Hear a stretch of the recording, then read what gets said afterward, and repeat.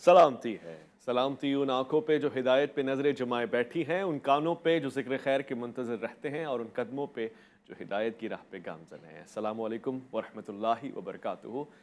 تمام تعریفیں خدائے بزرگ برتر کے لیے جو وحدہ لا شریک ہے، نہ کوئی ثانی نہ کوئی ہمسر۔ درود لامحدود محبوب رب الودود، راحت العاشقین مراد المشتاقین، حضرت محمد مصطفیٰ، آپ کی آل پاک، آپ کے جانثار انصار اور اصحاب پر ظالمن۔ آپ دیکھ رہے ہیں الف لام میم، میں آپ کا میزبان محمد اویس ربانی تہ دل سے آپ کو کہتا ہوں خوش آمدید۔ جس دن سے انسان کو تخلیق کیا گیا ہے، اس کو علم سکھایا گیا ہے، اور پھر یہ کلمات بھی اس کو سکھائے گئے ہیں کہ کیسے وہ اللہ رب العزت کے ساتھ وابستگی کا اظہار کرے، یعنی معبود کی بندگی کیسے کی جائے، یہ بھی اس کو سکھا دیا گیا۔ تمام مخلوق یہ جانتی ہیں کہ وہ واحد ہے، خالق ہے، رازق ہے، کریم ہے، مگر یہ طریقہ کار خدا وحد تعالیٰ نے بندہ اور بندہ تعالیٰ کو خود سکھایا ہے۔ یعنی آدم علیہ السلام کو کلمات سکھائے گئے جن سے انہوں نے رجوع کیا، یعنی اپنی جو اعتراف جرم ہے وہ پیش کیا اور اس کے ساتھ پروردگار سے طلب کی۔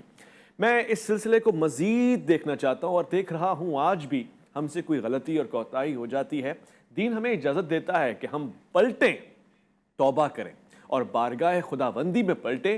یہ ان مذہبوں میں تو ضرور ہو سکتا ہے کہ جہاں پہ ایک تیسرا بندہ حائل ہو جاتا ہے اور اس کے سامنے آپ نے اعتراف جرم کرنا ہوتا ہے، وہ پردے کے پیچھے کھڑا ہوتا ہے، اس کے سامنے جب آپ گویا ہوتے ہیں تو یوں ہوتا ہے کہ آپ کے گناہ یا تو معاف ہو جاتے ہیں یا پھر وہ آپ پہ کوئی حد جاری کر سکتا ہے۔ مگر یہ بندہ اور خدا کا براہ راست تعلق ہے کہ وہ اپنے گناہوں کی معافی مانگ لیتا ہے اور خدا اس کو معاف کر دیتا ہے۔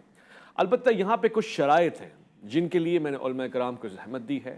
مثلا ہم بہت دفعہ کوئی ایسی بات کہہ جاتے ہیں جو دانستہ نہیں ہوتی اور انٹینشنز بالکل بھی گوارا نہیں کرتی، ہمارا کلمہ، ہمارا عقیدہ بالکل بھی اس کی مطابقت میں نہیں ہوتا، مگر وہ زبان سے نکل جاتی ہے، جس کو ہم سبقت لسانی کہتے ہیں۔ سبقت لسانی کرنے کے بعد کیا چیزیں ہیں جن کو میں نے ذہن میں رکھنا ہے، اور کیسے میں رجوع کر سکتا ہوں؟ کیا رجوع دین اسلام میں ممکن ہے بھی کہ نہیں؟ کوئی کلمہ کفر ہے جو مجھ سے ادا ہو گیا ہے، یعنی میرے بنیادی عقائد میں سے کوئی ایسی چیز ہے جو میں نے غیر دانستہ اپنی زبان پہ لانے کی گستاخی کر لی ہے، تو اب کیا ہوگا؟ اب میں قربان کر دیا جاؤں گا، سزا ہوگی، حد جاری ہوگی، یا توبہ اور رجوع کا کوئی راستہ ہے؟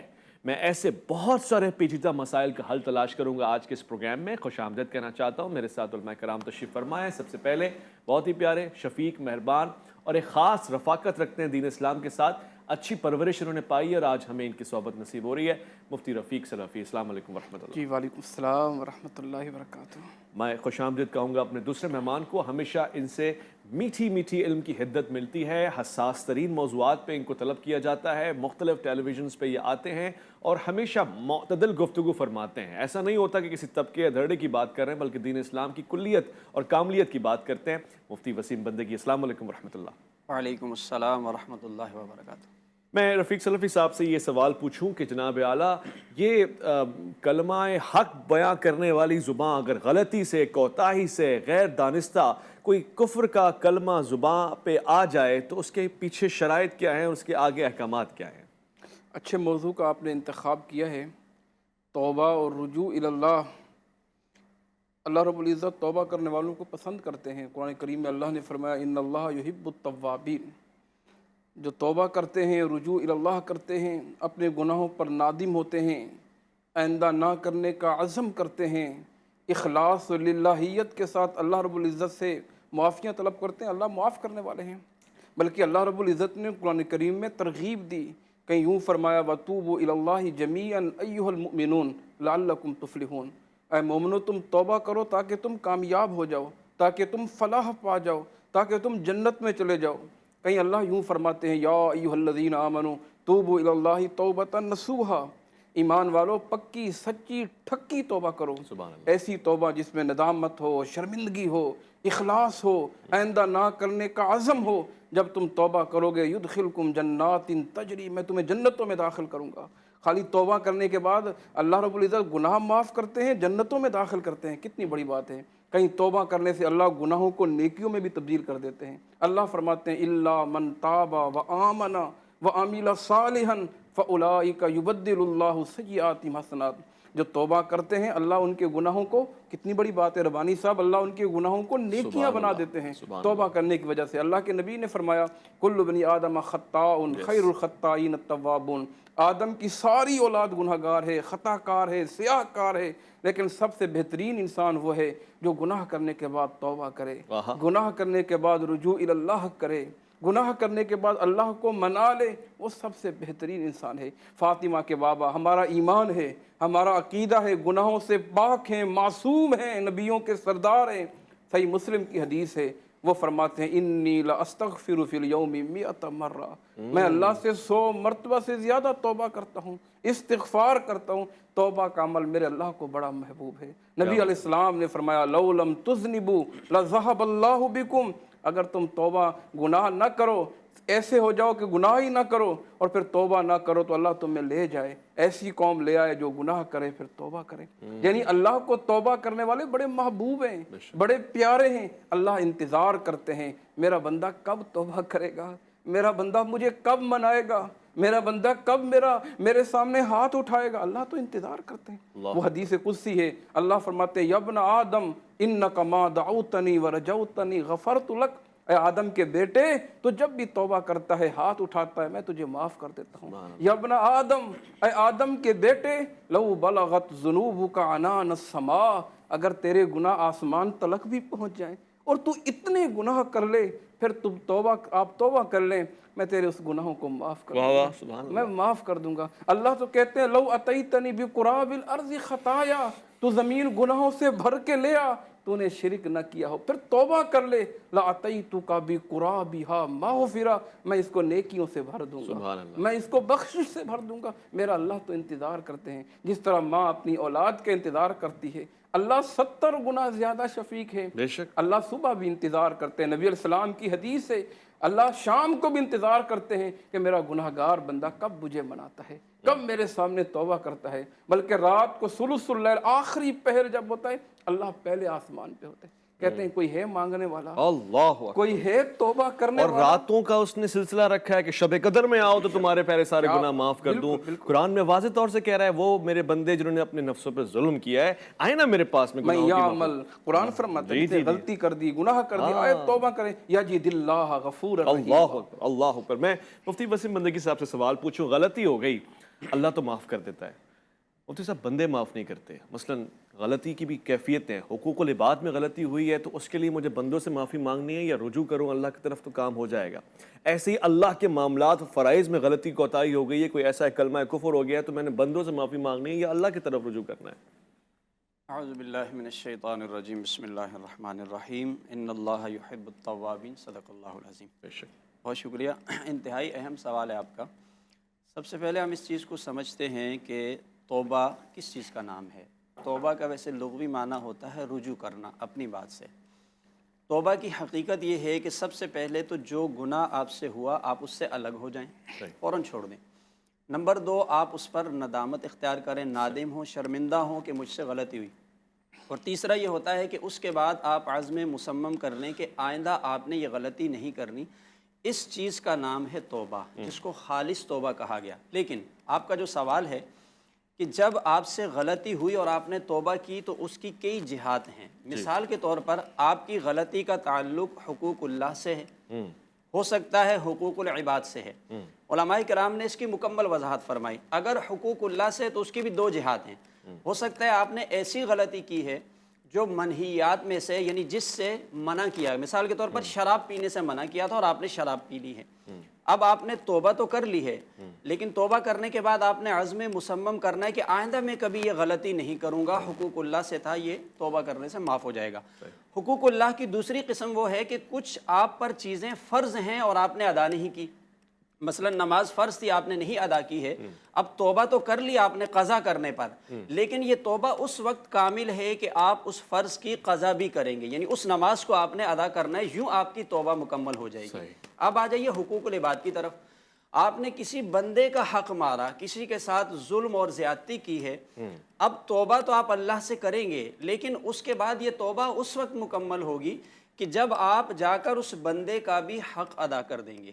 جب تک آپ نے اس کے حق کی ادائیگی نہیں کی ہے تو یہ توبہ مکمل نہیں ہوتی ہے۔ اس کے بعد ایک اہم چیز ہے جو آج کل بہت زیادہ ڈسکس ہے اور بہت زیادہ اس پر سوالات بھی اٹھائے جاتے ہیں کہ جی کسی سے کوئی غلطی ہو جاتی ہے، وہ توبہ کر لیتا ہے، تو پھر بعد میں بھی آپ کہتے ہیں کہ نہیں اس کو سزا دی جائے گی اور یہ سزا کا مستحق ہے۔ مثال کے طور پر ہمارے ملک کے اندر اس طرح بہت سارے واقعات سامنے آتے ہیں۔ پچھلے دنوں توہین رسالت کا ایک معاملہ سامنے آیا، اس سے پہلے بھی آئے، اور بہت ساری ایسی چیزیں سامنے آتی ہیں تو جس میں لوگ ایک ایشو بناتے ہیں کہ بھائی اگر یہ رجوع کر لیتے ہیں، یہ معافی مانگ لیتے ہیں، تو پھر اس کے بعد آپ توبہ کے بعد سزا کا تعین کیوں کر رہے ہیں اور یہ مطالبہ کیوں کر رہے ہیں کہ ان کو سزا دی جائے؟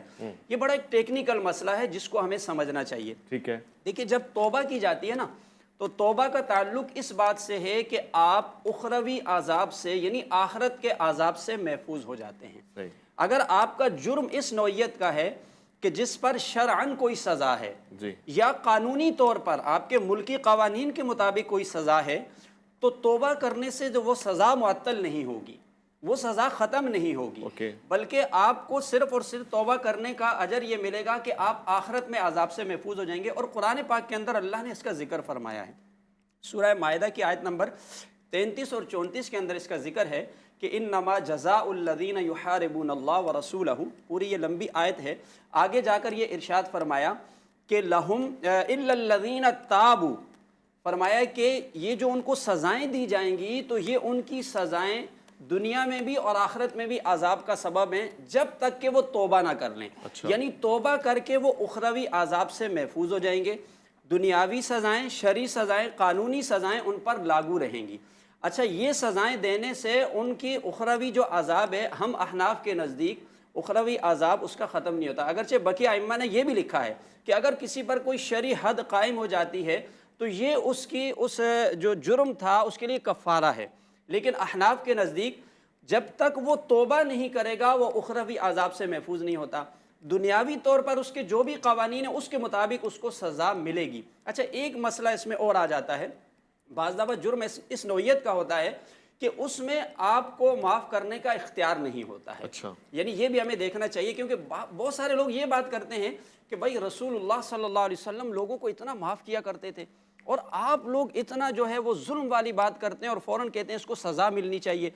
تو نبی علیہ السلام معاف کرتے تھے، ان کا اختیار ہے، لیکن اگر آپ کے ساتھ کسی نے کوئی زیادتی کر لی ہے، میرا مثلاً کسی نے کوئی حق طلب کر دیا تو مجھے بھی اختیار ہے کہ میں اسے معاف کر سکتا ہوں، لیکن اگر اس کے جرم کا تعلق کسی اور سے ہے تو اس کے جرم کو معاف کرنے کا تعلق میرے پاس نہیں ہے، کسی جج کے پاس نہیں ہے، کسی قانون کے پاس نہیں ہے۔ سو جتنی بھی ایسی غلطیاں جس پر قانون میں سزا لکھی ہے، توبہ کرنے سے وہ سزا معطل نہیں ہوگی بلکہ وہ اس سزا کا مستحق ہوگا، اور کسی شخص کو یہ اختیار نہیں کہ وہ اس کی سزا کو معاف کر سکے۔ ٹھیک ہو گیا، بہتر ہو گیا، کسی شخص کو یہ اختیار نہیں کہ اس کی سزا کو معاف کر سکے۔ اب میں نے یہاں سوالات پوچھنے ہیں، مثلاً کہ جو حاکم وقت ہے، ریاست مدینہ کا امیر ہے، خلیفہ ہے، کیا اس کو یہ اختیار ہے کہ وہ درگزر کر سکتا ہے اگر یہ ریاست کے امور میں آتا ہے؟ اور اس کے علاوہ بہت سارے سوالات الف لام میم میں آپ کے منتظر، آپ کا انتظار رہے گا۔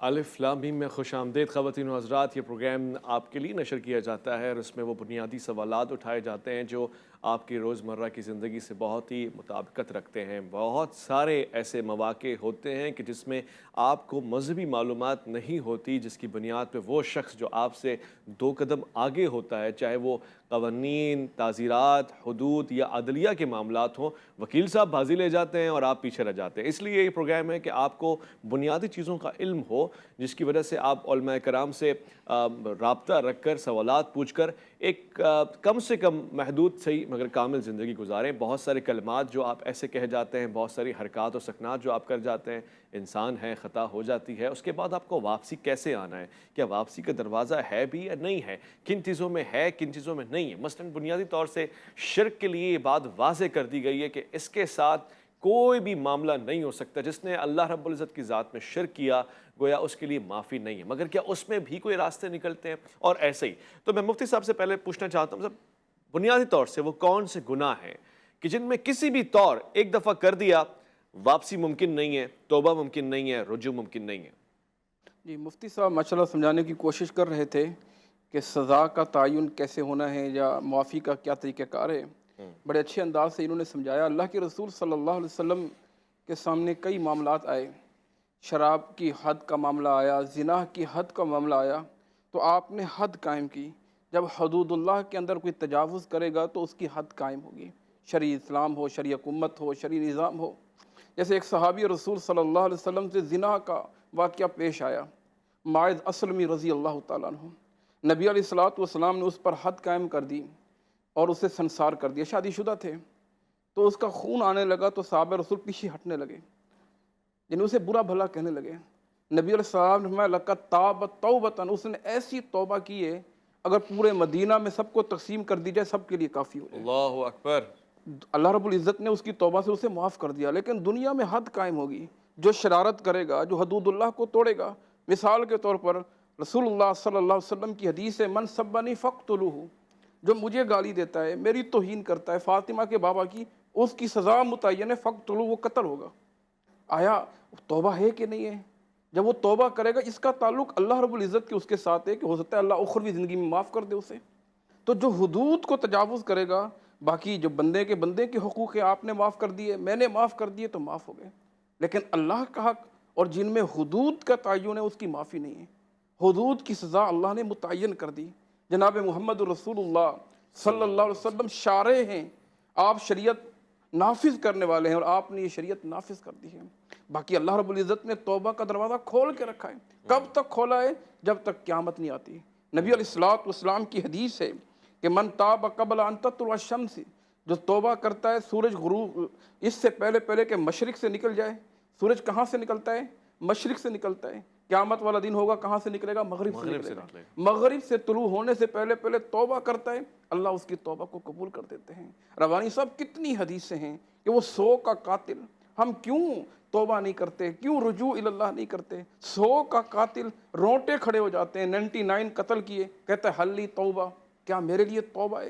کہا نہیں، کوئی توبہ نہیں. تم نے 1 نہیں، 2 نہیں، 3 نہیں، 100 قتل کیے. اس کے پاس کسی بڑے عالم کے پاس گیا، 100 پورے کرنے کے بعد وہ کہتا ہے آپ کے لیے توبہ ہے، آپ جاؤ اس بستی کو چھوڑو. مشہور واقعہ ہے کیسو ما بین الارضین، اللہ نے اپنے حکم سے اسے نیک لوگ کے قریب کر دیا اور کہا قد غفرت لک، میں نے تجھے معاف کر دیا ہے. اللہ کتنا غفور رحیم. اللہ نے اسے بھی معاف کر دیا جس نے اپنے بیٹوں کو کہا جب میں مر جاؤں میری لاش کو جلا دینا، جلا کر راکھ کر دینا، اور آدھی کو زمین میں اور آدھی کو باہر میں ڈال دینا. اللہ تو قادر ہے. ربانی صاحب ہم کچھ نہیں تھے، عدم سے وجود میں آئے، ہمارا نام نہیں تھا، اللہ نے پیدا کر دیا. لم یکن شیئا مذکورا. وہ ایک واقعہ کنویں میں جو ایک عورت کتے کو پانی پلا دیتی ہے اپنے موزے سے، وہ اس کے لیے بھی بخشش کا سامان ہو جاتا ہے. غفرت لک، اللہ کو جو عمل پسند آ جائے. تو اللہ رب العزت نے اسے جمع کیا اور پوچھا لما فعلت ھذا، میرے بندے کیوں کیا؟ اپنی لاش کو کیوں جلوایا، جلا کر کیوں راکھ کروایا، راکھ کروا کر بر اور باہر میں کیوں پھینکوایا؟ کہنے لگا جسم کانپ رہا ہے، زبان ساتھ نہیں دے رہی. اللہ من خشیتی کا، آپ کے ڈر کی وجہ سے میں کیسے کھڑا ہوتا؟ میرے پلے میں تو نیکیاں تھی نہیں، پوری زندگی میں نے گناہوں میں گزار دی. اللہ کہتے ہیں قد خشیتا غفرت لک، تو مجھ سے ڈر گیا میں نے تجھے معاف کر دیا. میرا اللہ کتنا غفور رحیم ہے. اللہ سے تعلق، اللہ کے ساتھ رابطہ قائم کرنا چاہیے. صبح بھی توبہ، شام کو بھی توبہ، اجتماعی توبہ، انفرادی توبہ. آج عذاب کیوں ہیں، مشکلات کیوں ہیں؟ یہ ہماری گناہوں کی وجہ سے. اور توبہ بھی ہماری بڑی ٹیمپرری ہو گئی ہے. بالکل. دیکھیے آپ نے ایک بات کہی اور میرا ذہن اٹکا ہوا ہے مفتی صاحب، کہ حضور جیسی معصوم شخصیت کہ جس پہ ہم سوچ بھی نہیں سکتے کہ کوئی ایسا سہو بھی ہو جائے گا، آپ دن میں ہزاروں مرتبہ توبہ کر رہے ہیں، استغفار کر رہے ہیں. تو ہم جیسے لوگ تو سراپا گناہ گار ہیں. مگر میں اس بات کو تسلسل کی طرف لے کے آنا چاہتا ہوں کہ اگر حاکم وقت نے، شرعی حاکم بھی ہے، اس نے یہ کہا کہ جی میں نے آپ کی سزا معاف کر دی ہے، تو کیا معافی نہیں ہو جائے گی؟ یعنی کوئی اختیار والا شخص معاف نہیں کر سکتا؟ دیکھیے ربانی صاحب، سزائیں ہوتی ہیں 2 طرح کی. ایک ہیں شرعی حدود، اور وہ 7 شرعی حدود ہیں، جیسے قتل ہے، زنا ہے، چوری ہے، ڈاکہ ہے، ارتداد ہے، مرتد ہونا. تو جو حدود اللہ کہلاتی ہیں، حدود اللہ کی جو سزائیں ہیں شرعی طور پر، ان میں تو کسی بھی شخص کو اختیار نہیں ہے کہ وہ اس کو معاف کرے. اور لیکن اس کی شرط یہ ہے کہ جب وہ حاکم کے سامنے جرم کا اعتراف ہو جائے، ثبوت آ جائیں، اور اس کے بعد کی بات ہے۔ اس سے پہلے اگر وہ چیز مخفی ہے اور ظاہر نہیں ہے، اس شخص کی اپنی ذات تک محدود ہے، دو بندوں تک محدود ہے، تو وہ اللہ سے توبہ کریں گے، اور اگر اس کا تعلق کہیں حقوق العباد سے ہے تو وہ جا کر اس سے معافی بھی مانگیں گے۔ لیکن جب ایک چیز عدالت میں جج کے سامنے ظاہر ہو جائے گی تو حدود اللہ میں تو کسی کو بھی معاف کرنے کا اختیار نہیں۔ اور ایک چھوٹی سی وعید کے طور پر ایک حدیث پاک واضح کر دوں، جو لوگ حدود اللہ کے اندر تجاوز کر کے سزاؤں میں تخفیف یا کمی کریں گے، ان کے لیے بہت سخت ترین عذاب ہے۔ حدیث پاک کے اندر آیا، نبی علیہ السلام نے فرمایا کہ قیامت میں ایک ایسا حاکم یا ایک ایسا جج اور قاضی آئے گا کہ جس نے حدود اللہ میں کسی کو سزا تو دی، لیکن سزا میں سے ایک کوڑا کم کر دیا اس نے، تو پروردگار عالم اس سے پوچھے گا کہ تو نے اس کو مکمل سزا کیوں نہیں دی؟ مثال کے طور پر 80 کوڑے لگانے تھے تو ایک کم کیوں لگایا؟ تو وہ شخص یہ کہے گا کہ مجھے اس بندے پر رحم آ گیا تھا۔ تو پروردگار عالم فرمائے گا کہ اس کو جہنم میں ڈالو، کیونکہ یہ مجھ سے زیادہ رحم کرنے والا نہیں ہے، میں اپنے بندے پر زیادہ رحم کرنے والا ہوں۔ سو اس لیے حدود اللہ میں تو کسی کو اختیار نہیں۔ دوسری سزائیں وہ ہوتی ہیں جس کو تعزیرات کہا جاتا ہے۔ تعزیرات وہ سزائیں ہیں جو قاضی کی ثوابدید پر یا آپ کی جو بھی مجلس شورا ہے، آپ کی پارلیمنٹ ہے، وہ بناتی ہے۔ لیکن جب وہ قانون کا حصہ بن جاتی ہیں اور باقاعدہ قوانین کے طور پر نافذ العمل ہو جاتی ہیں، اس کے بعد اس سزا کو بھی اس ملکی قانون کے مطابق کوئی شخص ختم نہیں کر سکتا ہے براہ راست، نہ کوئی حاکم نہ کوئی جج۔ لوٹ کر آؤں گا، یہی ہم کنٹینیو رکھیں گے۔ الف لام میم میں ایک مختصر سا وقفہ ہے، ہم آئیں گے، پوچھیں گے اور لطفاً یہ بھی پوچھیں گے، یہ جو ایک گواہ ہوتا ہے جس کو معافی مل جاتی ہے، کیا کہتے ہیں، معافی معاف گواہ یا وعدہ معاف گواہ، اس پہ بھی بات کریں گے۔ لوٹ کر آئیں گے، الف لام میم میں آپ کا انتظار ہے۔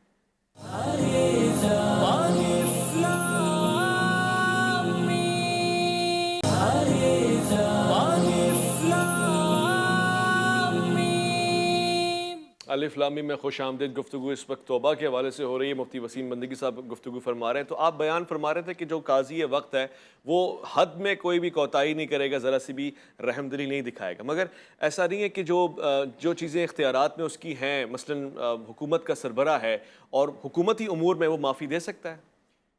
جی میں یہ عرض کر رہا تھا کہ جو چیزیں باقاعدہ قانون کا حصہ بن جائیں گی، اگر اس میں آپ کسی شخص کو معافی دینا شروع کریں گے تو پھر اس سے قانون کے اندر ایک جھول پیدا ہو جائے گا۔ یہ تو اثرات ہیں اس کے، مگر سوال یہ کہ کیا کر سکتا ہے؟ نہیں کر سکتے۔ جب باقاعدہ اگر قوانین مرتب ہو جائیں گے تو اس کے بعد کسی کو معاف کرنے کا اختیار نہیں ہے۔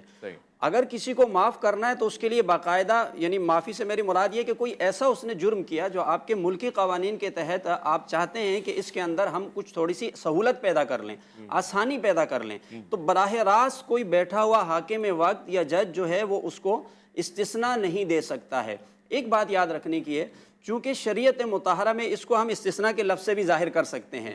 شریعت مطہرہ میں عدل و انصاف کے معاملے میں، قانون کی برابری کے معاملے میں استثناء نہیں ہے، اور جو آپ کہنا چاہ رہے ہیں وہ استثناء ہی کی صورت میں آتا ہے کہ کسی کے لیے استثناء پیدا کر لیا جائے۔ جیسے میں مثال دیتا ہوں، ہمارے ملکی قوانین میں استثناء حاصل ہوتا ہے، صدر کو استثناء حاصل ہوتا ہے، یہ شرعی طور پر بالکل غلط ہے۔ اسی طرح ہمارے ملکی قوانین میں ایک یہ بھی ہے کہ اگر کسی شخص کو قتل کی جو ہے پھانسی کی سزا ہو جاتی ہے تو اس کی اپیل اگر ریجیکٹ ہوتے ہوتے آخری مرحلے میں صدر کے پاس جاتی ہے، ہمارا ملکی قانون یہ کہتا ہے کہ وہ اس کو معاف کر سکتا ہے۔ معاف کرنے کا اختیار تو اس شخص کو ہے کہ جو قصاص لینے والے لوگ ہیں، جو مقتول کے ورثاء ہیں، انہیں اس بات کا اختیار ہوگا کہ وہ دیت لے لیں اور معاف کر لیں۔ حاکم وقت کو نہیں، حاکم وقت کو تو بالکل اختیار ہی نہیں ہے کہ وہ معاف کریں۔ میں مفتی صاحب کی اس بات کو کوٹ کرتے ہوئے، فریز کرتے ہوئے اسلامی نظریاتی کونسل تک یہ پیغام پہنچاؤں گا، کیونکہ یہ پروگرام دیکھا جاتا ہے، یہ کلپ بھی جائے گا، تو ہمارے بہت سارے دوست ہیں جو اسلامی نظریاتی کونسل میں ہیں اور خود ڈاکٹر قبلہ ایاز صاحب۔ یہ ایک سوال کی صورت میں آپ کی خدمت میں عرض کر رہا ہوں کہ اگر یہ اسلام کے قوانین سے متصادم ہے تو پھر اس کا حل کیا ہے، اور اگر نہیں ہے تو اس میں ذرا ہماری رہنمائی فرمائیں۔ مفتی صاحب نے ایک نشاندہی کی ہے اور میں چاہتا ہوں کہ اس نشاندہی کے ساتھ پروگرام بھی اختتام پذیر ہو۔ میری خواہش ہے کہ مفتی رفیق سلفی سے بھی گفتگو ہوتی، مزید بہتر گفتگو ابھی ہو سکتی ہے۔ توبہ کا مضمون بھی بڑا ہے اور وسعت بھی اس میں بہت ہے، اور پروردگار کی بارگاہ میں گنجائش ہی گنجائش ہے۔ لہٰذا اگر میں اور آپ اب تک توبہ کے دروازے سے نہیں گزرے تو اسی وقت ایک لمحہ ضائع کیے بغیر، یہ سوچے بغیر کہ گناہ کس کے زیادہ ہیں، یہ سوچ ذہن میں بٹھا کے کہ رب کون ہے، اس کی طرف پلٹیں۔ وہ کہتے ہیں بنی اسرائیل میں ایک شخص تھا جس نے اپنے بیٹے کو سفر کی طرف روانہ کیا، خود بھی ساتھ ساتھ چلا، بیٹا چھوٹا تھا، اس نے سوال پوچھا بابا یہ سڑک بڑی ہے، یہ سڑک کتنی بڑی ہے؟ کہا بیٹا یہ بہت بڑی ہے۔ کہا بابا اس سے بھی بڑا کچھ ہے؟ کہا ہاں وہ جو سامنے پہاڑ ہے وہ اس سے بھی بڑے ہیں۔ پھر پہاڑ کو دیکھ کے اس نے کہا بابا یہ پہاڑ بڑا ہے، اس سے بھی بڑا کچھ ہے؟ کہا وہ آسمان بڑے ہیں۔ اور ایسے چلتا رہا حساب و کتاب، اور آخر میں اس نے کہا بابا اس کائنات سے بھی بڑا کچھ ہے؟ تو اس شخص نے کہا ہاں بیٹے تیرے باپ کے جو گناہ ہیں وہ ان سب سے بڑے ہیں۔ اور پھر بیٹے نے پوچھا اس سے بھی بڑا کچھ ہے؟ تو اس نے کہا ہاں تیرے باپ کے رب کی صفت رحمی اور غفور اور مغفرت کی یہ جو امر ہے یہ بے انتہا ہے، اس میں وسعت ہے، یہ سب پہ حاوی ہے۔ لہٰذا اپنے رب سے توکل کرتے ہوئے، توقع کرتے ہوئے اور تقاضا کرتے ہوئے، طلب کرتے ہوئے اس کی بارگاہ میں ہم توبہ کر سکتے ہیں۔ اپنا خیال رکھیں گے آپ۔ میں مفتی رفیق سلفی کا، مفتی وسیم بندگی کا انتہائی شکر گزار ہوں، اور آپ سے یہی گزارش کرتا ہوں کہ اپنی دعاؤں میں ہمیں بھی یاد رکھیں۔ اویس ربانی کو دیجیے گا اجازت، اللہ کی امان میں۔